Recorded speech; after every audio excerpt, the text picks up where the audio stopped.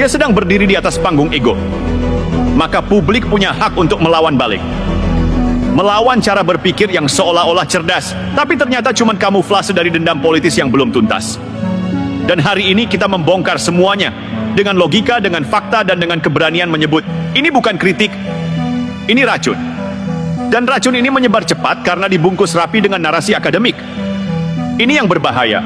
Kalau fitnah datang dari tukang hoaks biasa, publik bisa langsung menepis. Tapi kalau datang dari orang yang pernah duduk di lembaga negara, yang mengaku pakar hukum tata negara, maka kebohongan itu jadi lebih licik karena memakai jubah keilmuan untuk menutupi agenda busuk. Riflay bicara seolah-olah dia pembela konstitusi. Tapi setiap kata yang ia lontarkan justru menodai konstitusi itu sendiri. Mengusulkan pemakzulan tanpa pasal, menyebar rumor tanpa bukti, mengaitkan akun anonim tanpa verifikasi, itu bukan metode ilmiah. Itu metode tukang fitnah. Apakah ini orang yang mau kita dengar sebagai pakar? Pakar apa? Pakar sensasi? Sialnya, media ikut memberi panggung.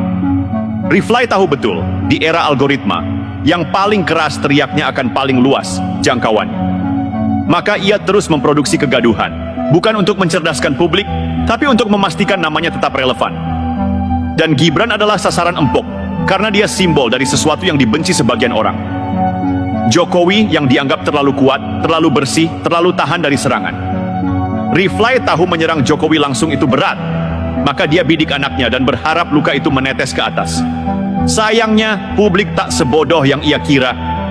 Justru dari setiap serangan itu publik makin paham mana kritik dan mana racun. Makin jelas bahwa Riflay tak lagi berdiri di atas idealisme. Dia sudah jatuh ke dalam lumpur kalkulasi politik. Kritik boleh, tapi kalau tanpa dasar dan penuh asumsi liar, itu bukan kritik, itu delusi. Lucunya, Riflay sering bicara soal etika pejabat publik. Tapi etika siapa yang sebenarnya sudah runtuh?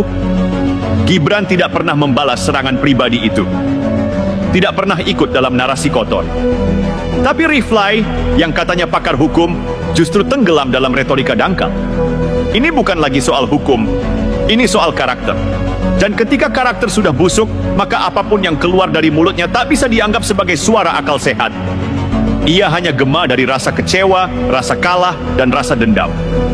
Sayangnya tidak semua orang kalah bisa tetap bermartabat. Ada yang memilih merusak semua yang tak bisa dia menangkan. Jadi cukup sudah. Publik tidak butuh kritikus karbitan yang memfitnah sambil bersilat lidah.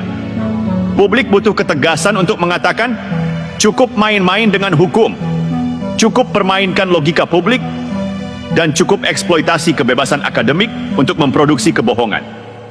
Jika Riflay Harun masih mengaku akademisi, maka tunjukkan bukti, hadirkan logika, dan pertanggungjawabkan setiap tuduhan.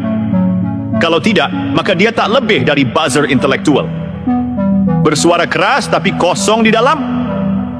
Dan seburuk-buruknya kritik, yang paling hina adalah kritik tanpa integritas. Tapi tentu, Riflay tak akan diam. Dia akan terus berdalih, berkelit dengan gaya khas. Saya hanya menyampaikan pendapat hukum. Klise, retoris, dan munafik. Karena yang ia sampaikan bukan pendapat hukum. Itu tafsir liar bercampur dendam pribadi yang dipoles seolah-olah cendekia. Lihat saja bagaimana ia memelintir putusan MK seolah-olah Gibran terlibat. Padahal tak satu kalimat pun dalam amar putusan itu menyebut nama Gibran.